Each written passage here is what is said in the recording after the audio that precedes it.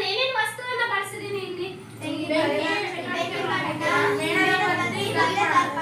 ದರ್ಪಣ, ಮೇಣದ ಬತ್ತಿ, ದರ್ಪಣ, ಬೆಂಕಿ ಪಟ್ಟಣವನ್ನು ನಾನು ಇಲ್ಲಿ ಬಳಸಿದೀನಿ. ಹೌದಲ್ಲೇನಪ್ಪ? ಅದ್ರಲ್ಲಿ ಕಾಣಿಸ್ತಕ್ಕಂಥ ಪ್ರತಿಬಿಂಬ ಯಾವ ರೀತಿಯಾಗಿ ಕಾಣಿಸ್ತಕ್ಕಂಥದ್ದು? ಯಾವ ತರ ಕಾಣಿಸ್ತಾ ಇದೆ? ಅದನ್ನ ನಾವು ಏನಂತ ಕರಿಬಹುದು?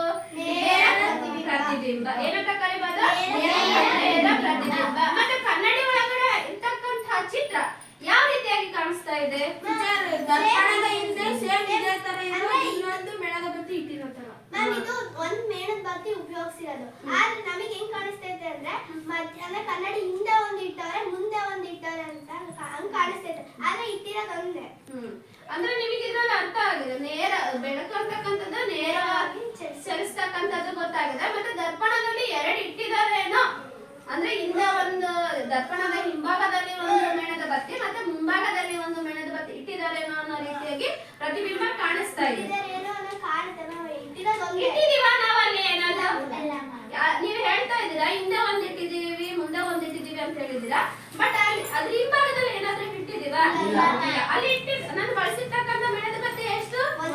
ಒಂದೇ ಮೇಣದ ಬತ್ತಿಯನ್ನು ನಾನಲ್ಲಿ ಬಳಸಿರ್ತಕ್ಕಂಥದ್ದು.